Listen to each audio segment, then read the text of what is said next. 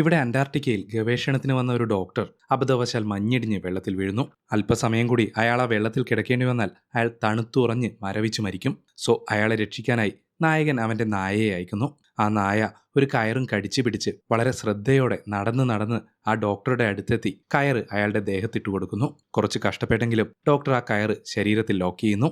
ഒട്ടും സമയം കളയാതെ നായകനും അവന്റെ എല്ലാ നായകളും ചേർന്ന് ഡോക്ടറെ വലിച്ച് അതിനുള്ളിൽ നിന്നും രക്ഷപ്പെടുത്തുന്നു. പുറത്തെത്തിയപ്പോഴേക്കും ഡോക്ടറുടെ ബോധം നഷ്ടപ്പെട്ടിരുന്നു. സോ ഉടനെ അദ്ദേഹത്തെ ഹോസ്പിറ്റലിൽ എത്തിക്കേണ്ടതിനാൽ ഒരു ചെറിയ വിമാനം എത്തിച്ച് എല്ലാവരും പോവാനൊരുങ്ങി. പക്ഷെ അത്രയും നായകളെയും കൂടെ കൂട്ടാൻ സാധിക്കാത്തതിനാൽ വേറെ വഴിയില്ലാതെ തിരിച്ചു വന്ന് അവയെ കൂട്ടിക്കൊണ്ടു പോവാമെന്ന് വിചാരിച്ച് നായകനും ആ വിമാനത്തിൽ പുറപ്പെട്ടു. പക്ഷേ നിർഭാഗ്യവശാൽ ക്ലൈമറ്റ് ചേഞ്ച് കാരണം അങ്ങോട്ടേക്ക് തിരിച്ചു പോകുന്നത് റിസ്ക് ആണെന്നും പറഞ്ഞ് ആരും നായകനോടൊപ്പം തിരികെ പോവാൻ കൂട്ടാക്കിയില്ല. അവനെയും വിട്ടില്ല. തന്റെ നായകൾക്ക് എന്ത് സംഭവിച്ചു എന്നറിയാതെ നായകൻ ആകെ വിഷമിച്ചു. അങ്ങനെ 5 മാസങ്ങൾക്ക് ശേഷം നായകനും സംഘവും ആ സ്ഥലത്തേക്ക് തിരിച്ചെത്തുന്നു. നോക്കിയപ്പോൾ അന്ന് ആ ഡോക്ടറെ രക്ഷിച്ച നായ അവനെ കെട്ടിയിട്ടിരുന്ന സ്ഥലത്ത് തന്നെ മരിച്ചു കിടന്നിരുന്നു. പാവം, പലതവണ തന്റെ ജീവൻ രക്ഷിച്ച ആ നായയുടെ ജീവൻ രക്ഷിക്കാനായില്ലല്ലോ എന്ന് നായകന് വല്ലാത്ത വിഷമം തോന്നി.